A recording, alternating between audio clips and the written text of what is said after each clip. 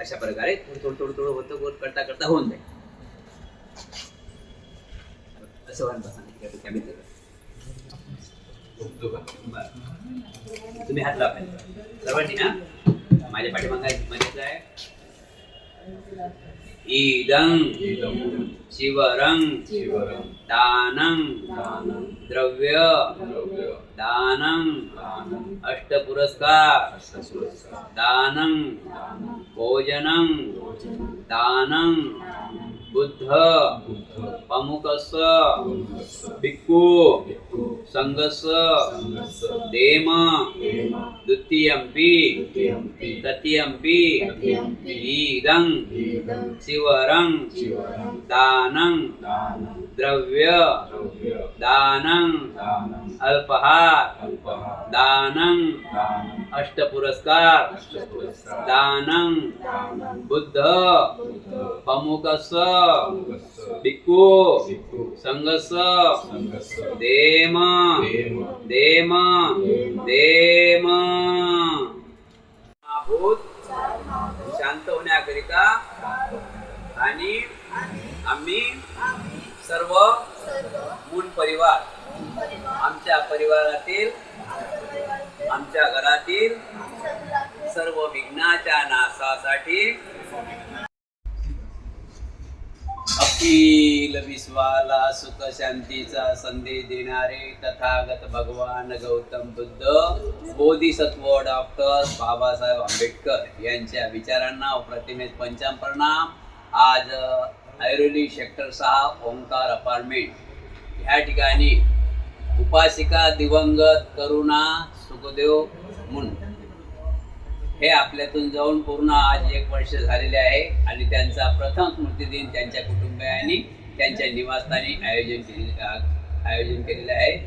या कार्यक्रमात उपस्थित सर्व उपासक उपासिका बालक तथा बालिका तुम्हा सर्वांच्या परी मंगल कामना व्यक्त करून विधीला सुरुवात करत आहोत. विधीला सुरुवात करण्या अगोदर तथागत भगवान गौतम बुद्ध बोधिसत्व डॉक्टर बाबासाहेब आंबेडकर यांची पुष्पाने पूजा करायची आहे. म्हणून साहेब बाबासाहेबांना हात होता. हो हो उभे राहायचं सर नाही तुम्ही बाबासाहेबांना हात आता कुठं लावतात कुठं नाही लावत तो अलग सवाल आहे की नाही. मला ते सांगता येत नाही.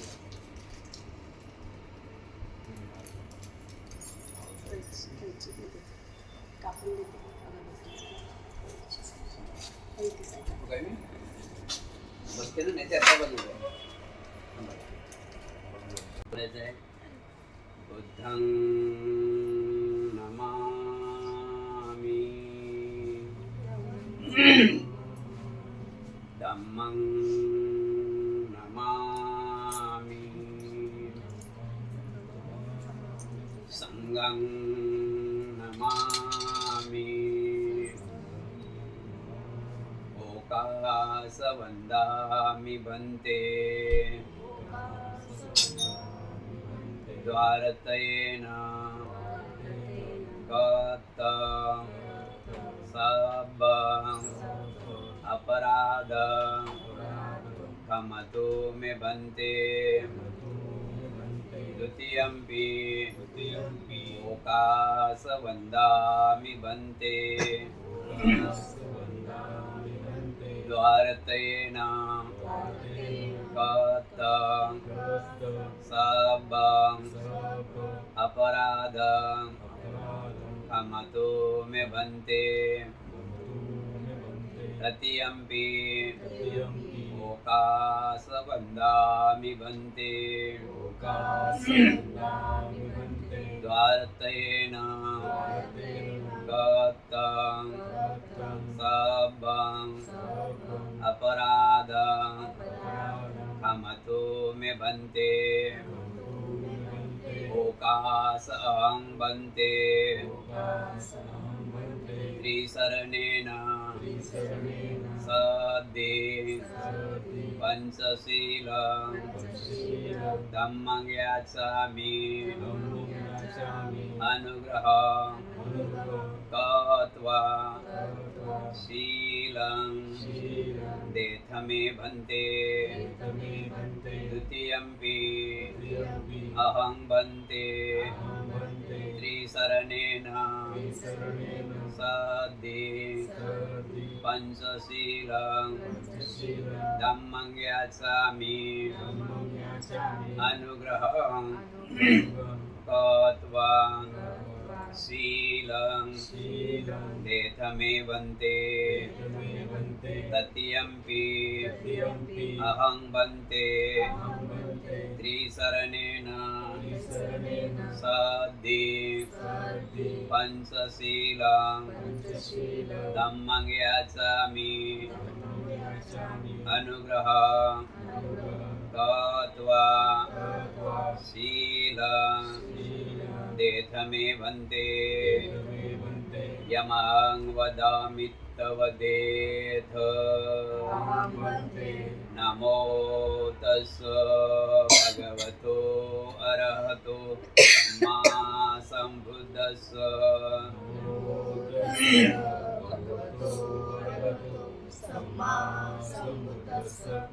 नमो तस्स भगवतो अरहतो सम्मा सम्बुद्धस्स नमो तस्स भगवतो अरहतो सम्मा सम्बुद्धस्स बुद्धं शरणं गच्छामि धम्मं शरणं गच्छामि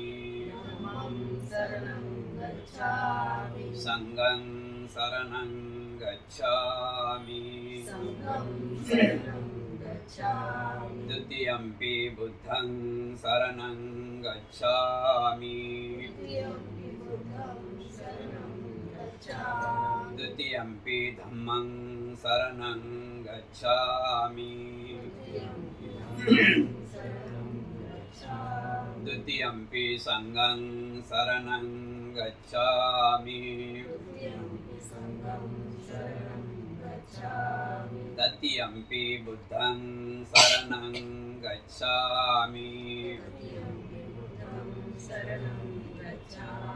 तृतीयम्पि धम्मं शरणं गच्छामि तृतीयम्पि संघं शरणं गच्छामि त्रिशरणागमनं सम्पूर्णं पानातिपाता वैरमणि शिखापदं समादयामि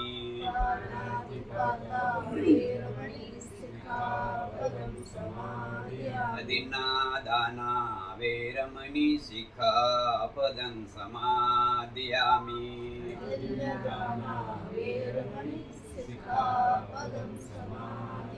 कामेषु मिच्छाचारा वैरमणि शिखापदं समादयामि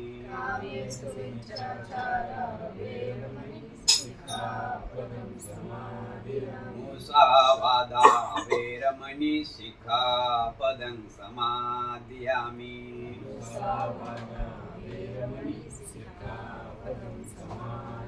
सुरामेरयमज्जपमादठाना वैरमणि शिखापदं समादयामि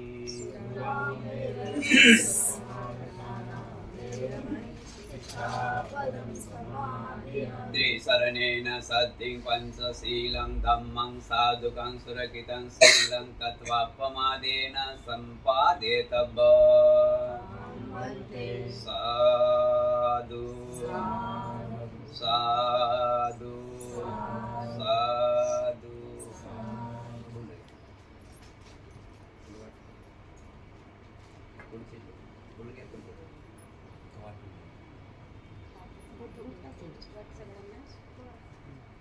गुणोपेतं एतं कुसुमसन्तति पूजयामि मुनिन्दस्य श्रीपादसरोरुहे पूजयामि बुद्धं कुसुमेन नेन पुय्येन मेतेन लभामि मोक्षं कोपं मिलायति यथा इदं मे कायो तथा यादि विनाशभाव घनसारपदितेन दीपेन तमदंसिना त्रिलोकदीपं सम्बुद्धं पूजयामि तमोनुदं सुगन्धिकाय वदनं अनन्तगुणगन्धिना सुगन्धिनाहं गन्धेन पूजयामि तथागतं बुद्धधम्म च संग सुगतदनुभव धातु धातु गभ्ये लङ्काय जम्बुदीपे त्रिदशपुरवरे नागलोके चतुपे सभे बुद्धसबिम्बे सकलदश दिशे केशलोमादिधातु वन्दे सभेऽपि बुद्धं दशबलधनुजं बौद्धचैत्य नमामि वन्दामि चैत्यं सब्बं सब्बठानेषु पतिष्ठितं शारीरिकधातु महाबोधि सकलं विज्ञं विगुरज्ञानं देवरूपं सुजीवं निमलचको गभीरघोषं गौरवर्णं सुकाय अभयचित्तं निभयकामं सुरतधम्मं सुप्रेमं विरतरज्जं सुजननेतं भीमरावं सरामि भीमरावं सरामि भीमरावं सरामि दिव्यप्रभारत्नतु साधुवरदानतु आद्यकुलभूषणतु भीमराजा सकलविद्यापति ज्ञानसत्सङ्गति शास्त्रशासनमति बुद्धितेजा पंकजा नरवरा रत्नस्वजन उद्धारा भगवंता मुसाखरा चौदार संगरी शास्त्रधरी ताकरी कांपला हरिपुरी रुद्र रूपा मुक्तिपंथ पूर्णता जीर्ण स्मृती जाडिता उजाडिला गतिका मार्ग साजा राष्ट्रघटना स्मृती शोभतया भारती महामानव बोलती सार्थ संज्ञा शरण बुद्धासमी शरण धम्मासमी शरण संघासमी भीमराजा भीमराजा भीमराजा तुला जमा करा हातात तुला जमा करूया तुला जमा कर जमा करू ना हे ते बुद्धवंदना धम्मवंदना संघवंदना वारहं सम्मा संबुद्धो विद्याचरण संपन्नो सुखतो लोकविदु अनुद्धरो पुरीस धम्म सारथी सत्यादेव मनुष्यानं बुद्धो भगवाति बुद्धं यावज्जीवितं पर्यन्तं शरणं गच्छामि साक्षातो भगवता धम्मो सन्दिटिको अकालिको यही पंचिको औपनायिको पच्यतं वेदितव्यो विवहिति धम्मं यावज्जीवितं पर्यन्तं शरणं गच्छामि सुपटिपन्नो भगवतो सावक संगो उजुपटिपन्नो भगवतो सावक संगो न्यायपटिपन्नो भगवतो सावक संगो सामीचिपटिपन्नो भगवतो सावक संगो यादिन्दं सत्तारि पुरिसयुगानि अट्ठपुरिस पुग्गला यस्स भगवतो सावक संगो आवन्नियो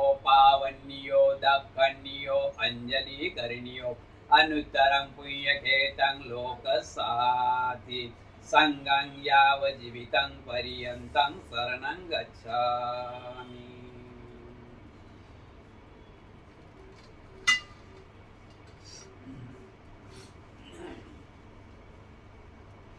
इमाय धम्मानुधम्मपटिपत्तिया बुद्धं पूजयामि इमाय धम्मानुधम्मपटिपत्तिया धम्मं पूजयामि इमाय धम्मानुधम्मपटिपत्तिया संघं पूजयामि अदा इमाय पटिपत्तिया जाति जरा मरणं मा परिमोचयामि इमिना पुयं कम्मेन मामे बाल समागमो संतं समागमो होतु याव निब्बानपत्तिया देववसतो कालेन सस्स संपत्ति हेतु च वितो भवतु लोको च राजा भवतु धम्मिको इमाय बुद्ध पूजाय कथाय शुद्धचेतसा चिरं तिष्ठन्तु सद्धम्मो लोको हन्तु सुखी सदा इमाय धम्म पूजाय कथाय शुद्धचेतसा चिरं तिष्ठन्तु सद्धम्मो लोको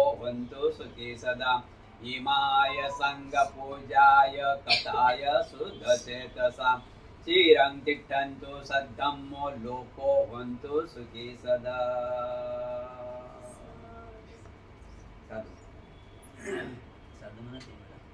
साधू साधू पाणी टाका दोन्ही हाताने. जवळ घ्या दोन्ही हात लावा. जवळ घ्या सर्वांनी हात लावा दुसऱ्याला दुसऱ्याला कावडे. ठीक आहे थोडं पाणी सोडा झाड सोडा. मी म्हणतो माझ्या पाठीमागं मनात राहायचं इदं नो यातीनं होतो सुखिता होतो याती हो इदं नो यातीनं होतो सुखिता होतो याती हो इदं नो यातीनं होतो सुखिता होतो याती हो पुण्यमे उदकं वट्ठ यथा निन्नं भवतति एवमेव इत्तो दिनं पेतानं उपकम्पति यथा वरिवः परिपूरयन्तु सागरं एवमेव इत्तो दिनं पेतानं उपकम्पति इच्छितं पतितं त्रियं क्षिप्रमेव समिज्यतु सभ्ये पुर्यन्तु चित्तसङ्कल्पः छन्दोपन्नरसो यथा युरायोग्यसम्पत्ति सगसम्पत्तिमेव च ततो निब्बानसम्पत्तिमिनाते समिज्यतु अनिच्चावत्तसंखारा उपाधवय्य धम्मिनो उपजित्वा निरुजन्ति तेषाम् उपोषमो सुखो. बस ठीक आहे. ते फुल गेलं तर असं ते काय फुला करू फुला दोन्ही हातांनी माझ्या पाठी बोलायचं आहे कालकथानं यातिनं इम्मं बिक्कं बिक्कू संगस देम देम देम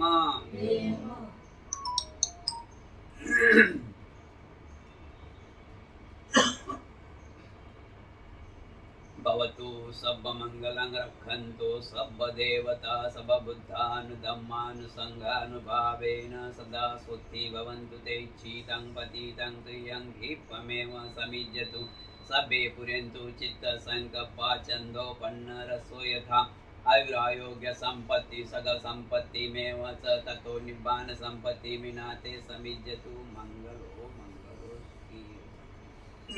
तीन वेळा नमो तस्स भगवतो रतो सम्मा संबुद्धस्स बोला. नमो तस्स भगवतो अरहतो सम्मा संबुद्धस्स. नमो तस्स भगवतो अरहतो सम्मा संबुद्धस्स.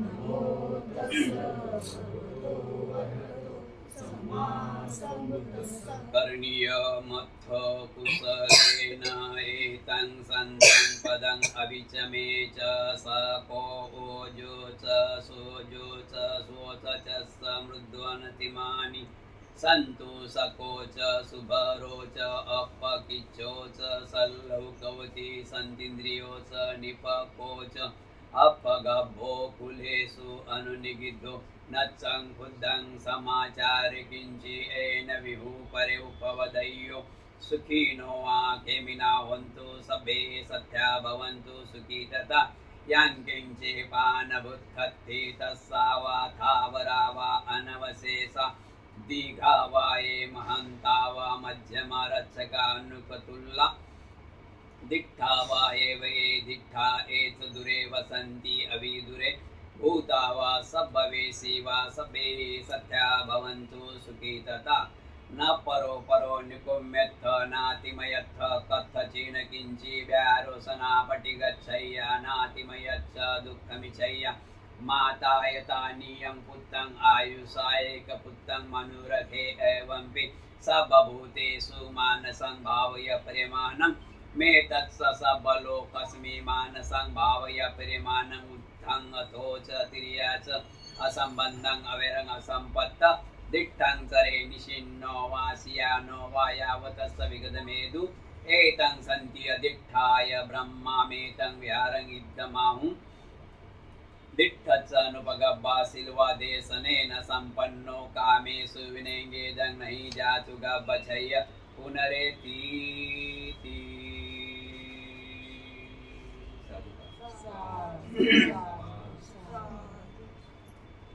नमामि बुद्धं गुणसागरन्तं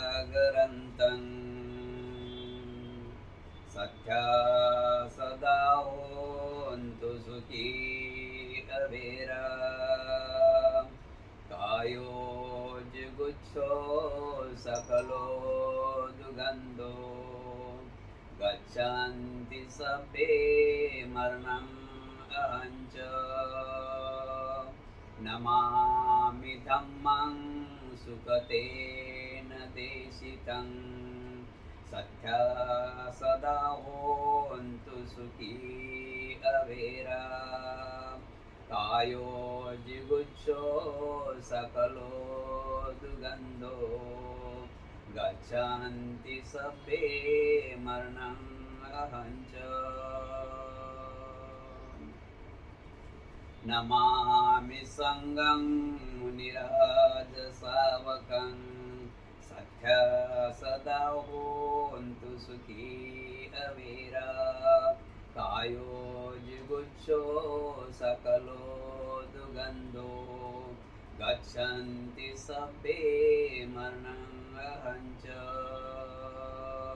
नमामि बुद्धं नमामि पच्च बुद्धं विशुद्धं सत्या सदा होन्तु सुखी अवेरा कायो जिगुच्छो सकलो दुगन्धो गच्छन्ति सभ्ये मरणम् अहञ्च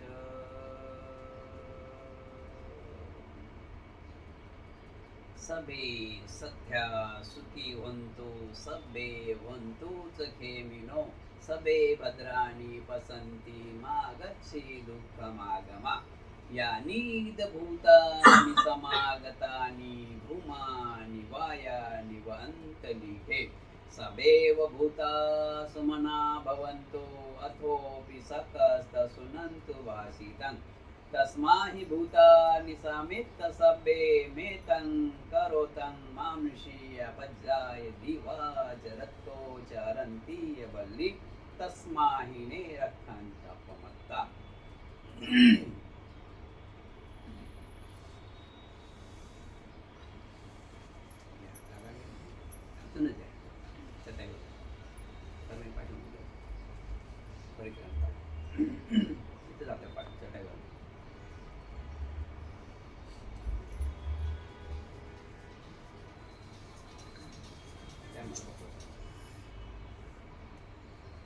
येऊ द्या बाबा येऊ द्या वापस कर मला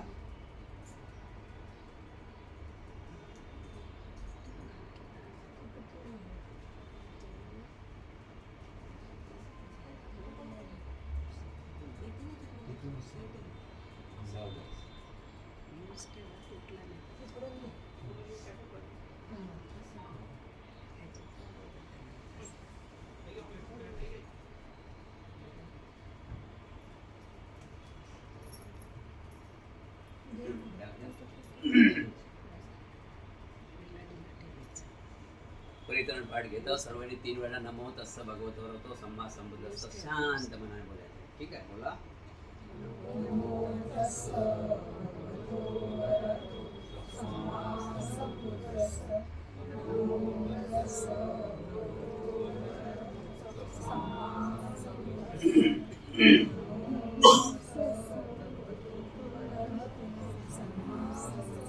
माझ्या पाठी बोलायचं सर्वांनी विपत्ती पट्टी विहाय सब संपत्ति सिद्धिया सब रोगा विनाशाय भवे दीर्घायु दायकं सब दुःख विनाशाय भवे भवे निब्बान निब्बान संतिके संतिके बंते बन्ते अनुग्रहं कृत्वा अनुग्रहं कृत्वा परितं परितं वृद्धं वृद्धं मंगलं मङ्गलं द्वितीयंपि द्वितीयंपि तृतीयंपि तृतीयंपि विपत्ति विपत्ति पट्टिविहाय पटिविहाय सब संपत्ति सर्वसम्पत्ति सिद्धिया सिद्धिया सब रोगा सर्वरोगा विनाशाय विनाशाय भवे भवे दीर्घायु दीर्घायु दायकं दायकं सब दुःख सर्वदुःख विनाशाय विनाशाय भवे भवे निब्बान निब्बान संतिके संतिके बन्ते बन्ते अनुग्रहं कृत्वा अनुग्रहं कृत्वा परितं परितं वृद्धं वृद्धं मंगलं मङ्गलं बंतेजी बन्तेजी आज आम्ही आज आम्ही मून परिवार मूल परिवार आमच्या आमच्या परिवारातील परिवारातील ज्येष्ठ ज्येष्ठ उपासिका उपासिका दिवंगत दिवंगत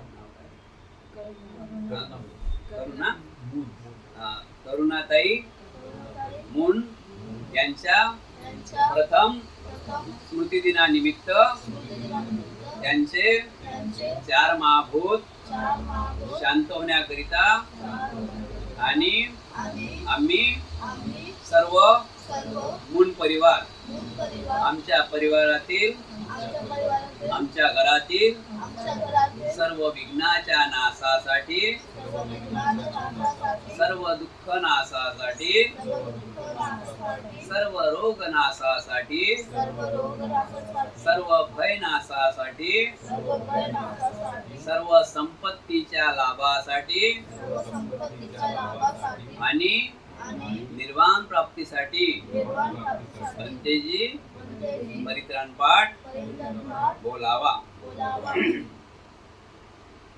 समन्त चक्रवालेषु अत्र गच्छन्तु देवता सधम्मं निराजस शृण्वन्तु सगमोक्तदं धम्मसवर्णकालो अयं वदन्ता धम्मसवर्णकालो अयं वदन्ता धम्मसवर्णकालो अयं वदन्ता हे संता संत चित्ताति शरणं शरणा एतं लोकं करेव भूमा भूमात् देवा गुणगणगणा यावता सबकालम्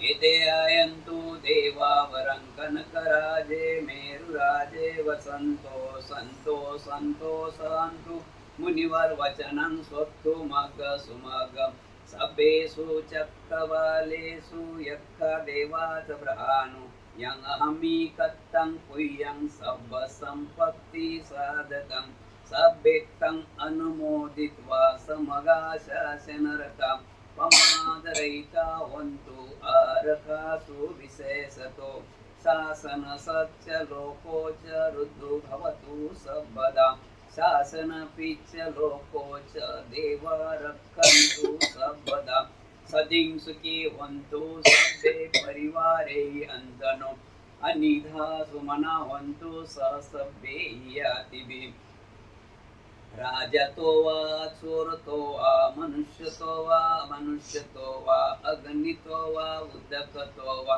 पिशासतो वा खानुकतो वा कनकटतो वा नकटतो वा जनपदरोगतो वा असद्धम्मतो वा असद्धिट्टितो वा असपुरिसतो वा चंड हत्ती अस मिमिगोन पुकर अहि विच्छिका मणिसप धिप्पी अच्छ तरस सुकर महिष यक्ष रक्ष साधी नाना भैरोगतो वा नाना उपदवतो वा सभे आरकांगंतु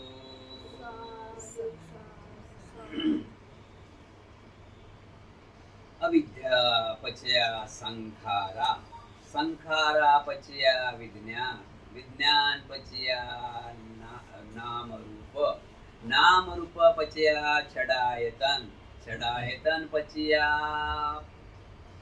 फस्सो फस्सो पचया तृष्णा तृष्णा पचया वेदना वेदना पचया उपादान उपादान पचया भव भव पचिया जाती जाती जरा मरण जरा द्या. साधु साधु साधु. भवतु सब मंगलं रक्षन्तु सब देवता सब बुद्धानुधम्मानुसंगानुभावेन सदा स्वस्ति भवन्तु ते सुखी हो. तुम्हा सर्वांच्या इच्छा आकांक्षा पौर्णिमेच्या शीतल चंद्राप्रमाणे पूर्ण हो. बुद्ध बलाने धम्म बलाने संघ बलाने तुम्हा सर्वांचे कल्याण हो. मंगल हो मंगल हो सुखी हो. मून परिवार तुमच्या घरातील तुमच्या परिवारातील सर्व विघ्नांचा नाश हो. सर्व दुःखाचा नाश हो. सर्व रोगांचा नाश हो. सर्व भयाचा नाश हो. सर्वांना दीर्घायुष्याचा धनदौलतचा लाभ हो. तुम्हा सर्वांच्या इच्छा आकांक्षा पौर्णिमेच्या शीतल चंद्राप्रमाणे पूर्ण हो. बुद्ध बलाने धम्म बलाने संघ बलाने तुम्हा सर्वांचे कल्याण हो. मंगल हो मंगल हो मंगल हो सुखी हो. साधु साधु. बुद्धं नमामि धम्मं नमामि संघं नमामि. मंगलो. एक 15-20 मिनिट धम्मदेश नाही. सर्वांनी मोकळं बसायचं आहे. पुढची गोष्ट जी झाली फक्त ऐकायचं काम करायचं. 10-15 मिनिट धम्मदेश नाही. ठीक आहे. मोकळे बसा. हे दाखवून नाही बेटा. ठीक आहे. मोकळे बसून घ्या. 15-20 मिनिट धम्मदेश नाही.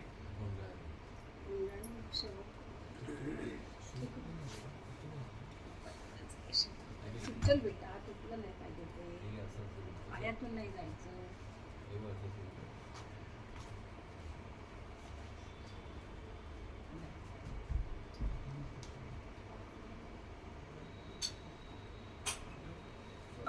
भगवतो अरहतो सम्मा संबुद्धस्स नमो तस्स भगवतो अरहतो सम्मा संबुद्धस्स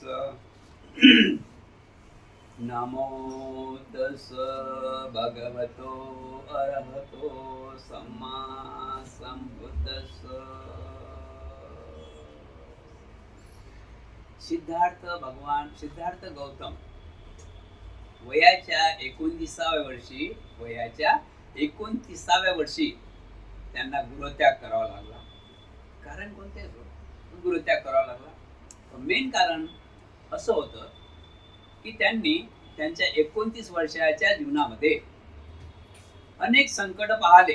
ते राजाचे बेटे होते. त्यांना कुठल्याच प्रकारे संकट नव्हतं. ते राजभिंडे होते. राजाचे बेटे होते. शुद्धोधन राजाचे बेटे होते कपिलवस्तुनगरचे. त्यांना कुठल्याच प्रकारे दुःखाचं काही घेणं नव्हतं. त्यांच्या आईवडिलांनी त्यांना राहण्यासाठी 3 महाल बांधले होते. उन्हाळ्याचं आलं, पावसाळ्याचं आलं आणि हिवाळ्याचं आलं. एवढे श्रीमंत आणि एवढं ऐशारामात त्यांचं जीवन होतं. पण सिद्धार्थ गौतमाच्या जीवाला काहीतरी लागत होतं. म्हणजे काय लागत होतं की या जगामध्ये दुःख आहे. एक थोडक्यात सांगायचं मतलब की सिद्धार्थ गौतम 10 वर्षाचे असताना आपल्या आईवडिलाच्या जमीनमध्ये 1000 नांगर चालत होते. एवढी जमीन होती त्यांची. त्या जमीनमध्ये मजुराच्या पाठीमागं म्हणजे मजुरा त्या पाठीमागं देखरेख करायला जात होते. आणि त्या ठिकाणी गेल्यानंतर हजारो नांगर वखर चालत आहेत. आणि ते मजूर बघून सिद्धार्थ गौतमाला कसं तरी व्हायचं ना. यांची शाल किती महाग, दागदागिने अंगावर. आणि यांनी स्वतः विचार केला की हे कसे लोक आहेत. कोणाला टोपी बरोबर नाही, कोणाची फाटकी टोपी आहे, कोणाला कपडे नाहीत, कोणाच्या पायात चप्पल नाहीत. हे मरमर कामं करून राहिले. तर तिथून सुरुवात झाली ते दुःखाचं कारण. म्हणजे त्यांनी बाजूला त्यांचे मित्र होते. त्यांना विचारले की हे काय आहे. हे लोक आराम का करत नाही. उन्हाचा टाइम आहे. हे लोक झाडाखाली का बसत नाही. हे का असे काम करतात. तर त्या मित्रा लोकांनी सांगण्यात आलं त्या सिद्धार्थ गौतमाला की असंच आहे. हे मजुरांनी काम करावं, नौकरांनी काम करावं आणि मालकाने बसून खावं. हे आपले नौकर आहेत, मजूर आहेत. आपण शांत जगतो आणि यांनी काम करावं. तिथून सुरुवात झाली. त्याच्यानंतर अनेक संकट त्यांना दिसून आले. त्यानंतर आपलं दुसरी घटना, त्यांच्या शेतामध्ये जांभूळच्या झाडाखाली ते बसले असताना त्या ठिकाणी हंसाला बाण लागला. हे सर्वांनाच माहीत आहे. ते मोठं दुःख की हे काय आहे. या मुक्या प्राण्यांनी कोणाचं काय नुकसान केलं बरं. का बरं याला मारलं. त्यांचा देवदत्त त्यांनीच मारला होता बाण. त्या तिथूनही सुरुवात झाली की दुःख का होते बुवा. हे दुःख का होते, हे दुःख का आहे. या जन्मामध्ये, मानव जन्मामध्ये दुःखाचं कारण काहीच नाही. सुखी जीवन दिलेलं आहे. मानव जीवन हे सुखी आहे. कारण काय की आता आपण म्हटलं बुद्धांना प्रथम ज्ञान प्राप्त झालं ते परित्राण पाठ, म्हणजे आपण ते पतित समुदायाविषयी घेतलेला आहे. पतित समुदायाविषयी घेतलेला आहे की बुद्धांना ज्ञान प्राप्त नेमकं काय झालं. तर बुद्धांना ज्ञान प्राप्त हे झालं की हे जग तर बघा ना किती आनंद आहे, किती सुखी जीवन आहे आपलं. कारण आपल्याला डोळे आहेत, नाक आहेत, कान आहेत, बोलता येते, ऐकता येते, पाहता येते, श्वास घेता येते, स्पर्श माहीत पडते. कसं राहावं, कसं जगावं, कोणते कपडे घालावं, काय खावं, काय नाही खावं, बरोबर की नाही. किती सुंदर जीवन आहे. कशा प्रकारे राहायचं, उत्तम जीवन आहे. पण हे दुःख का आहे, दुःख का आहे याचं कारण आहे ना. दुःख का आहे तर हे शोधण्यासाठी बुद्धांना 6 वर्ष खडतर तपस्या करावं लागली. त्यानंतर वैशाखी पौर्णिमेला रात्रीच्या 3ऱ्या प्रहरी सिद्धार्थ गौतमाला ज्ञान प्राप्त झालं. ते ज्ञान होतं 4 आर्य सत्य. 4 आर्य सत्य ज्ञान प्राप्त झालं. तर 4 आर्य सत्याचा अर्थ काय. पहिलं आर्य सत्य आहे की या जगामध्ये दुःख आहे हे कोणीच नाकारू शकत नाही. जगामध्ये दुःख आहे हे कोणीच नाकारू शकत नाही. पण दुसरं आर्य सत्य आहे की प्रत्येक दुःखाला कारण आहे.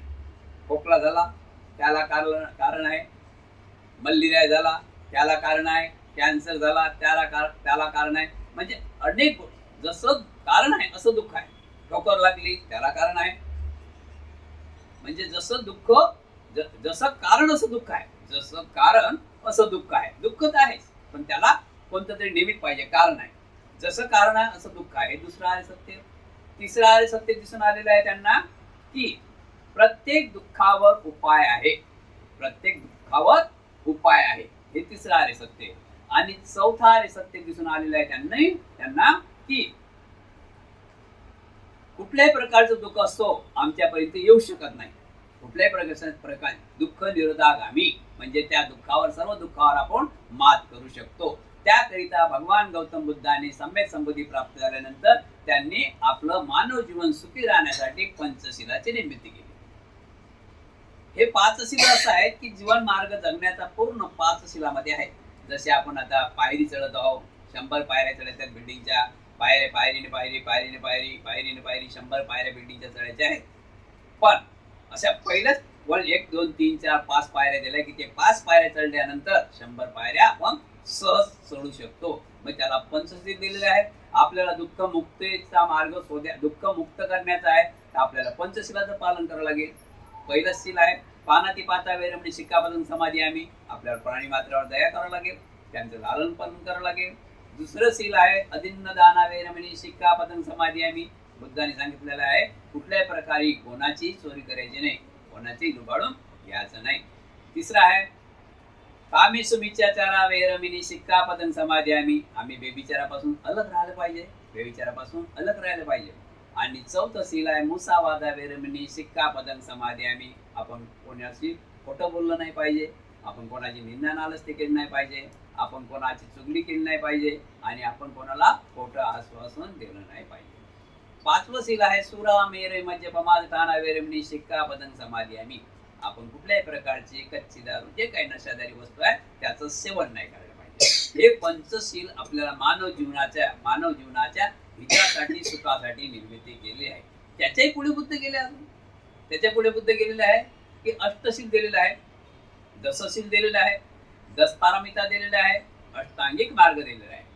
आपण या बुद्ध धम्माच्या नियमानुसार बुद्ध धम्माला आसरा धरून चाललो तर आपल्या जीवनामध्ये दुःख येणारच नाही. पण दुःख येतेच, दुःख काही कारणास्तव येते. दुःखाचं कारण काय बघा, कळत न कळत काही दुःख आहे आणि निसर्ग नियमाला लागून सुद्धा काही दुःख आहेत. निसर्ग नियमाला लागून सुद्धा काही दुःख आहे. काही दुःख आपण विकत घेतो, काही दुःख आपण विकत घेतो, काही दुःख आपण विकत पैसे देऊन काही दुःख विकत घेतो. बघा अनेक ठिकाणी दुःख विकत घेतात आणि 45 वर्ष होतात निघून जातात. ते दुःख कोणतं वैष्णवी दुःख 40-45 वर्ष घेतात ते निघून जातात. ते दुःख विकत घेतलं जातं ना. असं काही दुःख विकत घेतल्या जातात आणि काही दुःख निसर्ग नियमाने येतात. निसर्ग नियमाने येणारे बुद्ध काय म्हणतात, अनिच्चावत्त संखारा उपादवय धम्मिनो उपजित्वा निरुजंती ते समसुको. बुद्ध म्हणतात की जन्म आहे. बुद्ध म्हणतात की अनिच्छावत संखारा उपादवय धम्मिनो उपजित्वा निरुजंती ते सम उपसम सुखो. जन्म आहे तिथं ताबडतोबच मृत्यू आहे. जशी आपली सावली आहे ना आपल्या पाठीमागे राहते ना आपल्यासोबत, तसा मृत्यू आपल्या बाजूनच आहे. जसा जन्म झाला तसा मृत्यू बाजूनच आहे. जन्म झाला तसा दुःख बाजूनच आहे. हे पहिलं अरे सत्य दाखवलंय. जन्म आहे तिथे मृत्यू आहे. आता बघा ना, सुरुवात झाली दुःखाची. जन्म झाला, आईच्या गर्भातून बाळ जन्माला आला, ताबड जन्माला आला. बघा एक 5 या 7 मिनिटे होऊन राहिले, जन्माला आला बाळ. तर दुःख चालू कसं होते बघा. जसा बाळ जन्माला आला, 9 महिने 9 दिवस आईच्या हृदयामध्ये होता. जसा बाळ पृथ्वी तलावर जन्माला आला, त्याच आणि त्याच्या आईचं कनेक्शन कट केलं. त्याला आता हवा मिळत नाही. आईच्या हृदयात होता, तर आईचे खाये पिये सर्व त्याला मिळत होतं. आता त्याचं त्याच्या आईचं कनेक्शन दूर केलं, कट केलं. कट केल्यानंतर तो एकटा पडला. आता त्याला काहीच मिळत नाही. जन्माला आता झाला, मग त्याला काय गरज पडली, त्याला हवा नाही मिळत. म्हणून तो रडणं चालू केलं तिथून. आपण म्हणतो बाळ का रडते, त्याला काय भूक लागेल काय? नाही, त्याला हवेची गरज आहे. त्याच्या आणि त्याच्या आईचं कनेक्शन जे जोडलेलं होतं, नाळ, ते कट केली. तेव्हापासून दुःखाला सुरुवात झाली. तर दुःख दुःख दुःख दुःख दुःख त्याला म्हणतात तृष्णा, मोह, तृष्णा. तिथून दुःखाला सुरुवात झाली. म्हणून बुद्ध म्हणतात जन्म आहे तिथं मृत्यू आहेच. आणि उत्पन्न होणे आणि नाश पावणे हा निसर्गाचाच नियम आहे. उत्पन्न होणे आणि नाश पावणे हा निसर्गाचाच नियम आहे. उत्पन्न होणे, नाश पावणे हा निसर्गाचा नियम आहे. बघा ना, आजच्या तारखेमध्ये आज आपला सप्टेंबर चालू आहे. 9/9/2024 आईला झाले, आईचं निधन झालं 9/9/2023, म्हणजे पूर्ण 1 वर्ष झालं. सप्टेंबर महिना आहे, पावसाचा महिना आहे. बघा आज डोंगर कसा हिरवा हिरवा आहे. डोंगर हिरवा हिरवा आहे. मे मध्ये आपण डोंगराकडे बघितलं तर हिरवा राहील काय? आज सर्व रान, सर्व शेती वगैरे जे काय रान आहे ते हिरवं हिरवा आहे. कारण का हा निसर्ग नियम आहे. उत्पन्न होणे, आज उत्पन्न झालं आणि काही दिवसांनी त्याचा नाश पण होणार आहे. म्हणून बुद्ध म्हणतात उत्पन्न होणे आणि नाश पावणे हा निसर्गाचाच नियम आहे. या निसर्गाच्याच नियमाला धरून आपल्यामधून सर्वांच्या आवडत्या चाहत्या करुणा मूल आपल्यातून 1 वर्ष निघून गेलेले आहे. पण आठवण थांबते काय? ज्येष्ठ प्रमुख व्यक्ती होत्या. आठवण थांबते काय? म्हणून आठवण थांबत नाही. तर काय करावं? तर भगवान बुद्धाच्या शनोशनी चालता बोलता उठता बसता आठवण तर येईनच. आठवण येईनच ना.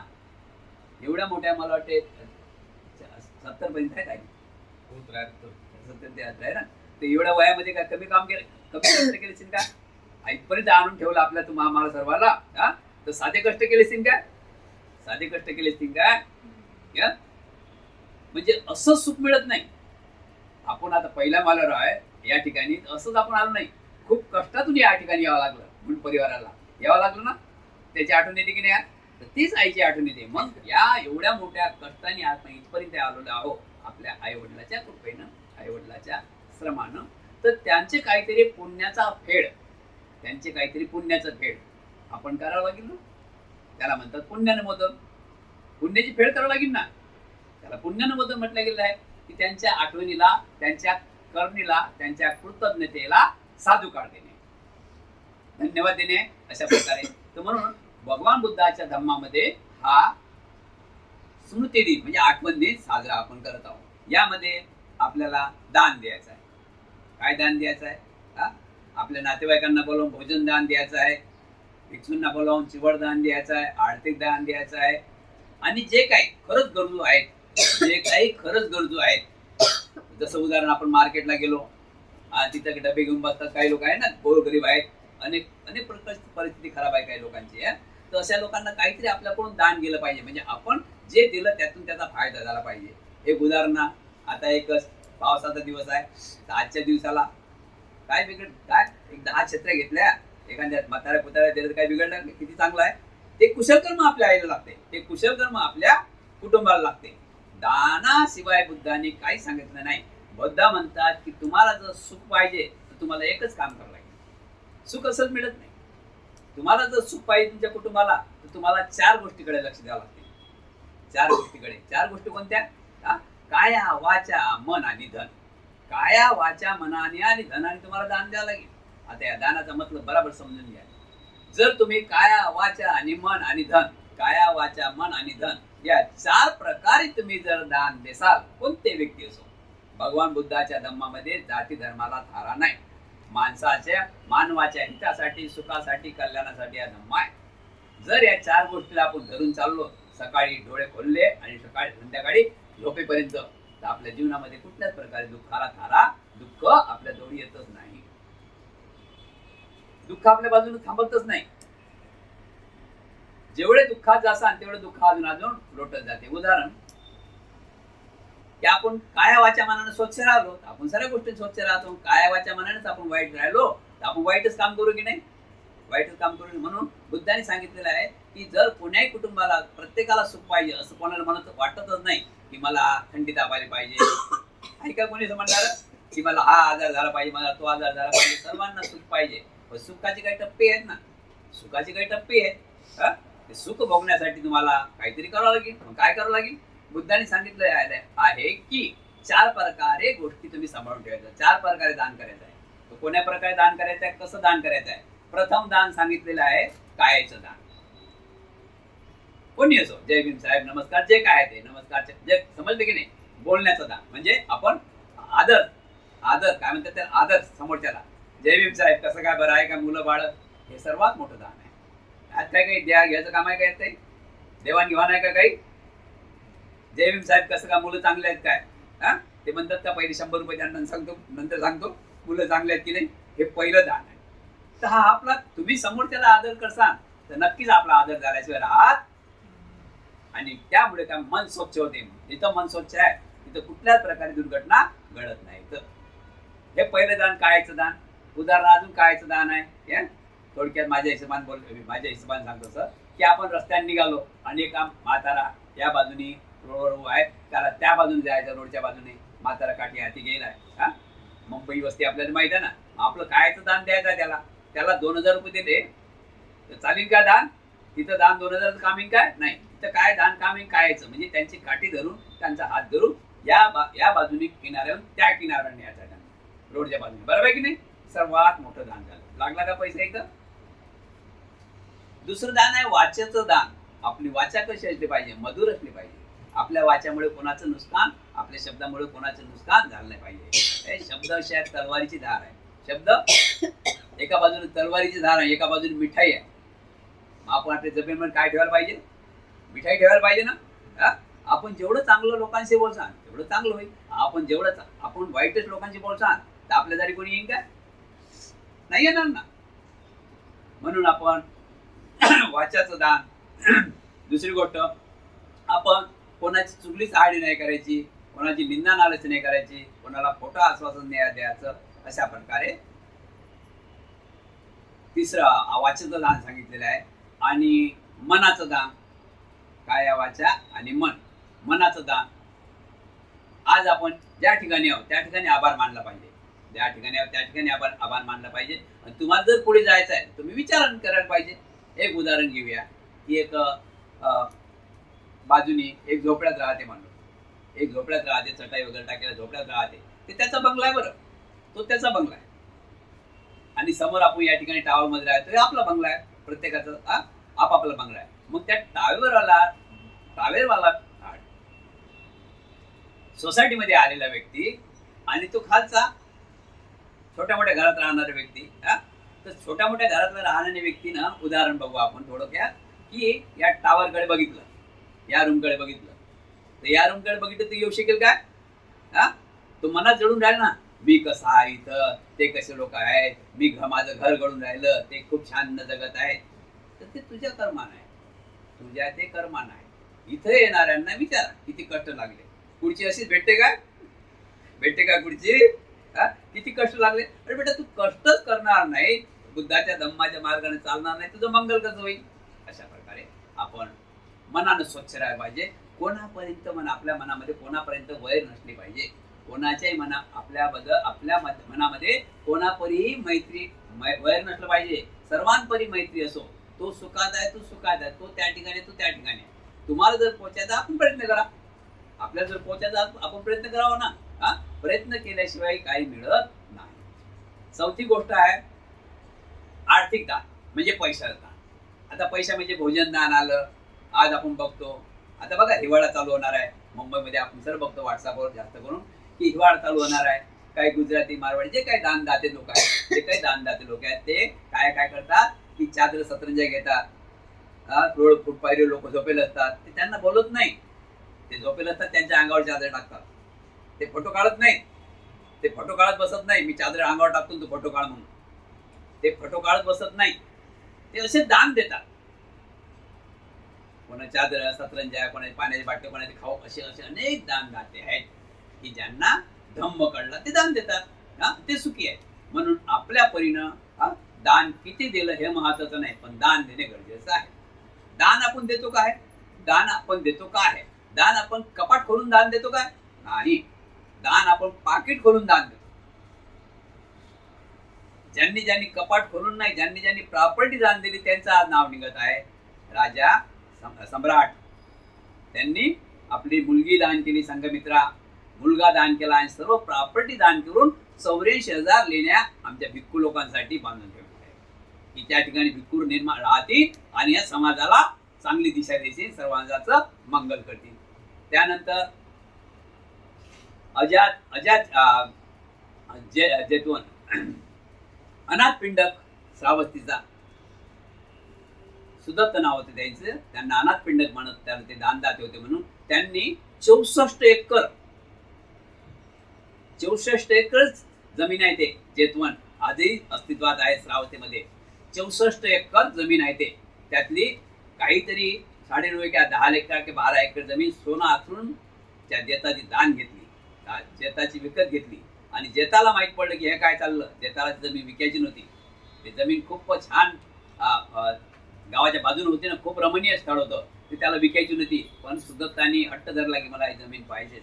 मग यालाही वाटलं की हा काय जमीन घेईल, म्हणून त्याला सांगितलं की तू सोनं आतर, माझं बोट जमीनला लागलं नाही पाहिजे. जेवढं सोनं आतर, जेवढं सोनं आतरशील तेवढी जमीन तुझी. आता याला वाटलं हा काय जमीन सोनं आतरीन, त्या जमीनची एवढी किंमत नव्हती. पण अनाथ पिंडकांनी भिक्खू संघाला दान करण्यासाठी, भिक्खू संघाला विहार बांधण्यासाठी ते जमीन घ्यायची होती. त्यांनी काहीच विचार केला नाही. सोनं आथरत चालले. शेवटी 9.5 या 10 एकर जमीन अशी सोनं आथरून टाकली. आथरलं आणि पुढे सोन्याच्या गाड्या उभ्या आहेत, मजूर उभे आहेत, सोनं टाकणं चालू आहे. आणि त्या जेताला माहित पडलं, त्या जेतराजाला, जेतकुमारला माहित पडलं. तो आला इथं. जेतकुमार म्हणे बंद कर, हे काय चाललं नाटक म्हणे. मला वाटलं की तू टाकूस, एवढं काम करणार नाही, एवढी त्याची किंमत आहे नाही. तर त्या लिखाण होतं ना, तुम्ही जे बोलत आहात, तुम्ही आता बोलायचं नाही. जेवढं मला घ्यायचं आहे तेवढं मी जमीन सोनं आतून घेतो, सोनं नाणं आतून घेतो. त्यावेळेस त्या जेतकुमारने विचारलं की महोदय, तुम्ही हे जमीन घेता एवढं सोनं आतरून, याची तेवढी किंमत नाही. तुम्ही सोनं आतरून जमीन घेता, तर कृपा करून एक तरी मला सांगा काय करायचं तुम्हाला. इथं का फॅक्टरी टाकता का? इथं काय फॅक्टरी, कोणती कंपनी टाकत आहा काय? इथं काय करत आहात, कोणता बिझनेस करत आहात? त्यावेळेस अनाथ पिंडक म्हणतात की महोदय, मी काही इथं बिझनेस किंवा फॅक्टरी वगैरे काही टाकत नाही. मी हे जमीन विकत घेऊन, तुमच्या जमीन विकत घेऊन हे जमीनवर भव्य दिव्य विहार बांधेन, भिक्खू निवास बांधेन, भिक्खू सेंटर बांधेन, सर्व भिक्खूसाठी बांधेन. आणि याचं उद्घाटन करून मी स्वतः या विहाराचं उद्घाटन करून मी जमिनी विकत घेईन, ते बांधीने आणि त्याचं भूमिपूजन उद्घाटन करून भिक्खू संघाला बोलावून, तथागतांना बोलावून त्यांच्या हातावर सोन्याच्या झारीतून पाणी टाकून, जल टाकून हे भिक्खू संघाला दान दे. असे दान सर आपण तेवढे तर नाही. बाबासाहेबांनी सांगितलेलं आहे आपल्या कमाईचा 20 पैसा. बाबासाहेब का आपलं नुकसान करणार होते का? बाबासाहेबच आपले भले करणार होते. आणि जे पुण्य आहे सर्व बाबासाहेबांची पुण्य. आपण जे खातो तो घास, घेतो तो श्वास, बाबासाहेबांची पुण्य आहे. आई वडिलांची पुण्य इथं आहेच आहे. 4 गुरु दाखवलेले आहे बुद्धांनी, आणि देवही 4च दाखवलेले आहे. देव पण जास्त दाखवले नाही. देव म्हणजे 2च दाखवलेले आहे. बघा, देव कोण दाखवले आणि गुरु कोण दाखवले आहे. गुरु नाही काय, देव 2च दाखवले आहे. देव अर्थ आपल्या धम्मामध्ये नाही आहे. या देवाला थारच नाही. 22 प्रतिज्ञामध्ये बुद्धांनी सगळ्या देवाचं खंडन केलेलं आहे. देव नावाची चीज नाही. आणि बुद्धांना हा खूप प्रश्न नेहमीच पडत होता की बुद्ध तुम्ही देव नाही म्हणत, देवाला मानत नाही, याचं कारण काय? देव ना मानत याचं कारण काय? तर त्यावेळेस बुद्धांनी सांगितलंय माता पितू पठ्ठान पुत्त दारस संगोह अनाकुलाच कमंता एतन मंगल उत्तम. जर आपल्याला देवच पाहायचे आहे तर इकडे तिकडे जायचं गमत नाही. घरातच तर देव आहे. कुठं देव आहे? घरात. आता देव म्हणजे काय? देव म्हणजे देणारा. जास्त देवानं आपल्याला सर्व दिलं, नखापासून ते केसापर्यंत धन कोणाचं आहे? आई वडिलाचं आहे. याच्यापेक्षा मोठं धन कोणतं पाहिजे? आई वडिलांनी लहानचं मोठं केलं, कपडे घालणं आपल्याला शिकवलं, जेवण आपल्याला शिकवलं, काय येत होतं आपल्याला? बरं, शाळेत नेणं शिकवलं. आणि आपल्या कर्मानं आई वडिलाच्या पुण्याने, आई वडिलाच्या कुशल कर्मानं, आपल्या कर्मानं आपण आज इथपर्यंत आलो. बाबासाहेबांनी रस्ता दाखवला त्या हिशोबानं. जर आपण इथपर्यंत नाही आलो तर आपण आज गावले असतो की नाही? असतो ना गावला. म्हणून देव पाहायचे आहे तर देव घरातच आहे. आई वडिलाची सेवा करा. या जगात पृथ्वी तलावामध्ये, या जगात आणि पृथ्वी तलावावर सर्व लोकांचे उपकार फेडू शकते माणूस, पण 2 व्यक्तीचे उपकार नाही फेडू शकत. सर्वांचे उपकार फेडी, पण 2 व्यक्तीचे उपकार फेडू नाही शकत. ते 2 व्यक्ती कोणत्या?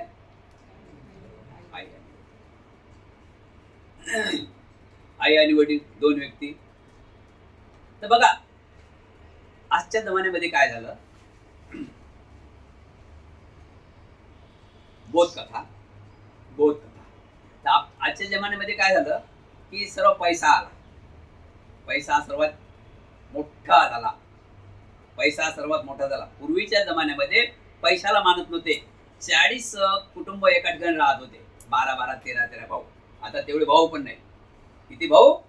12 13 भाऊ एकाच ठिकाणी राहत होते. आणि 12 भाऊ 13 भाऊ म्हटल्यानंतर 12 भावाच्या पत्न्या 12.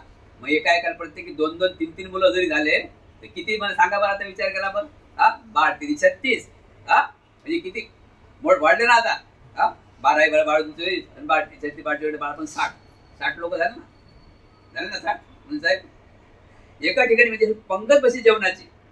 आता एक टेबल टाकलं की झालं आपलं काम. एक खुर्ची तिकडून, एक खुर्ची इकडून, एक खुर्ची इकडून, झालं ना? झालं की नाही? तर अशा प्रकारे सध्याची परिस्थिती चालू झाली. पण आता परिस्थितीमध्ये काय झालं की काही लोक एका व्यक्तीचे बाबा मरण पावले. आणि आई बाकी आहे आता घरात. बाबा तर गेले ना, 1 वर्ष झाला, तर आईच घरात आहे. मग आई घरात आहे, मग आई घरात आहे. तर आता तुम्ही बघा आता परिस्थिती कशी आहे.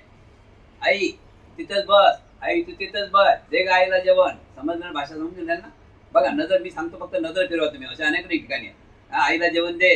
खाल्लं काय नाही खाल्लं काय गरज नाही. डबा बांधला साहेबाचा, चालले. गाडी काढली, चालले. हे ते नौकर चाकर, हे ते सगळ्या गोष्टी परिपूर्ण. आणि गेले गावी. साहेब आले गावचेच आहे, इथे लोक नाही.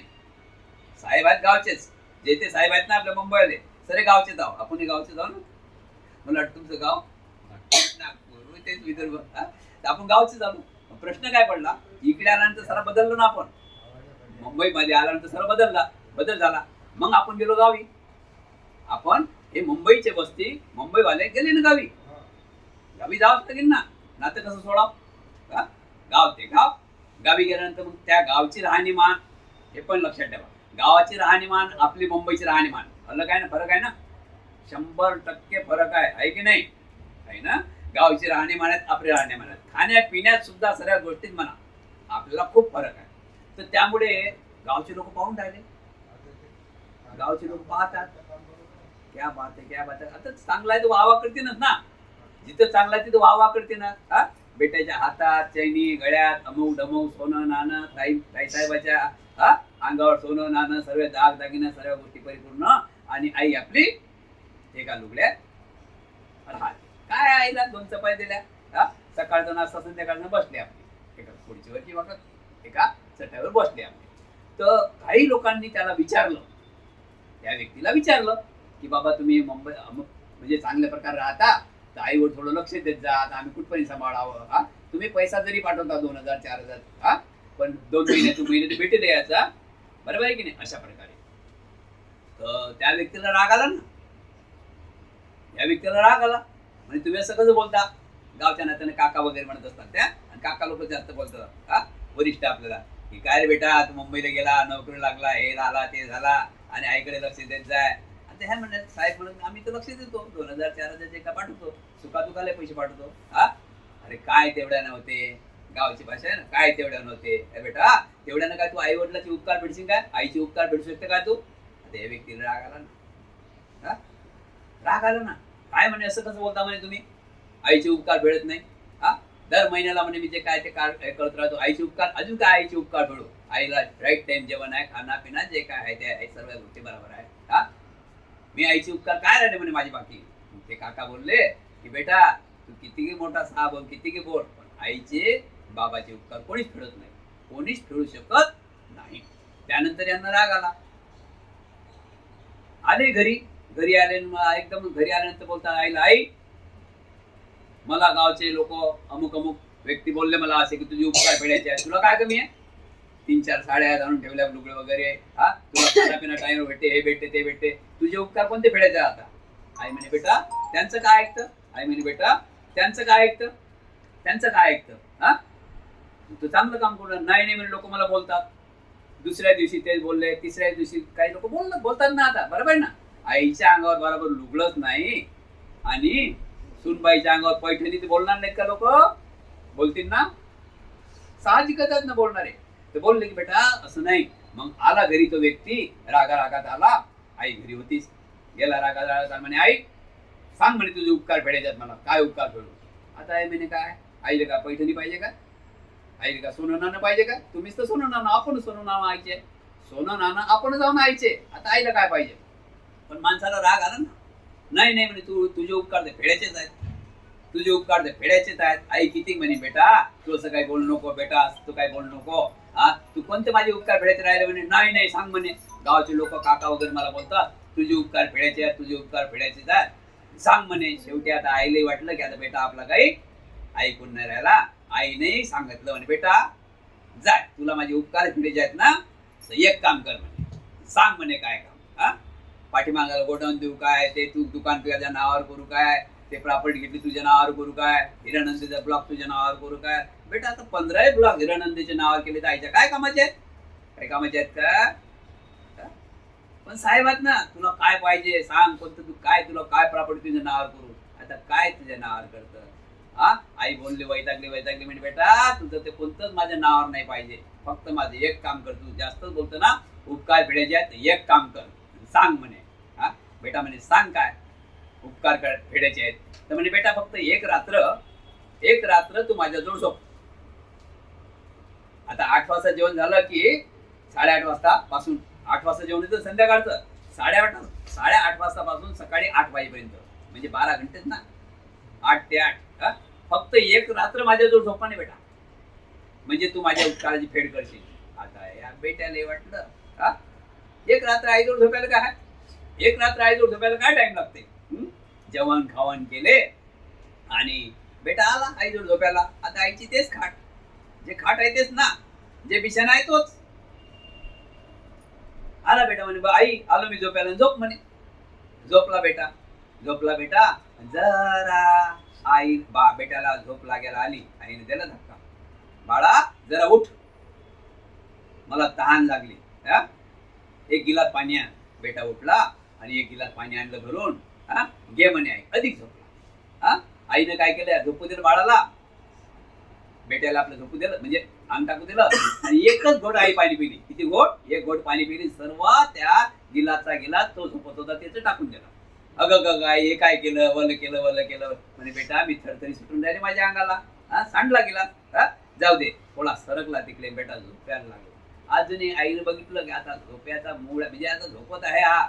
अजून आईने धक्का दिला बेटा मग तू पाणी आणलं होतं पण माझ्या हातानं ते पाणी पडलं. आता अजून एक घोट पाणी आण माझा घासा लय दुखला लय घसा सुकून आला. बेटा उठला. आता कसा उठला मोठ्या जबरदस्तीनं उठला आणि पाण्याचा गिलास डबल भरून आणला.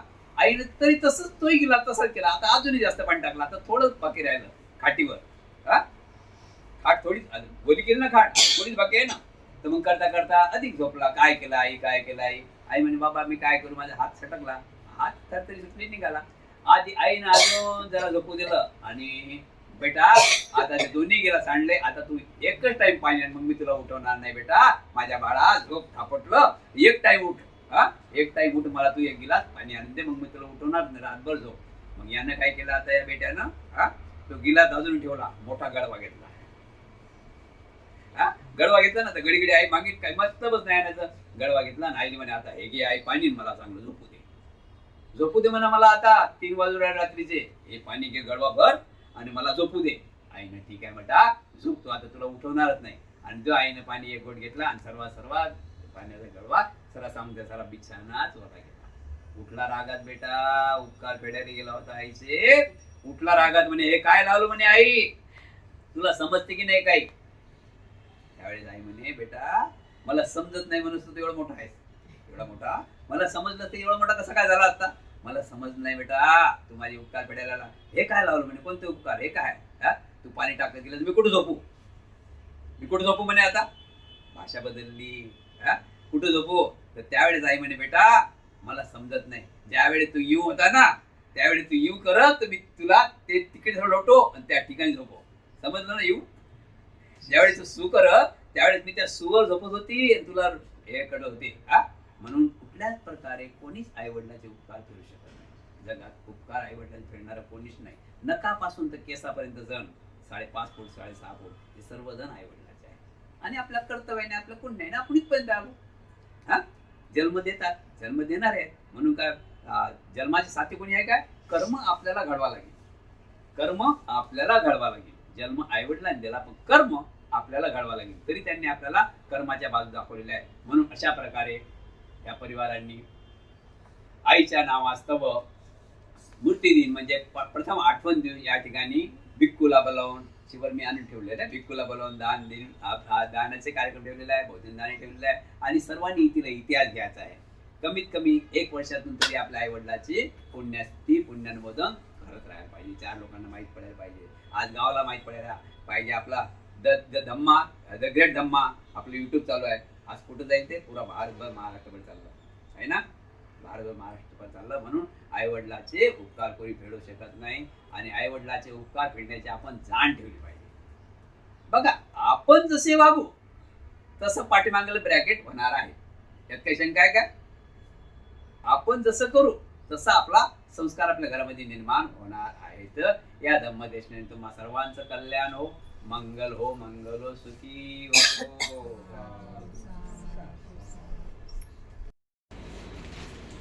दुःख पत्ताच निभया शोक पत्ताच निःशोको हंतो सभ्यंपि पाणिनो एतावताच अम्मेहि सब्बन्तं पुय्य संपदं सब्ब देवानुमोदन्तु सब संपत्ति सिद्धिया दानं दद्दन्तु सद्धाय शीलं रक्षन्तु सब्बदा भावना बिडतावन्तु गच्छन्तु देवता गता सबे बुद्धा बलपत्ता पच्चकानाच यं बलं हरतानच तेजेन रक्षं बद्धामि सापसो आकाशटाच भूमट्टा देवा नागा महेन्दिका पुय्यंकं अनुमोदित्वा चिरं रक्षन्तु बुद्धशासनम् आकाशटाच भूमट्टा देवा नागा महेन्दिका पुय्यंकं अनुमोदित्वा चिरं रक्षन्तु धम्मदेशनं आकाशटाच भूमट्टा देवा नागा महेन्दिका पुय्यंतं अनुमोदित्वा चिरं रक्षन्तु सप्परन्ति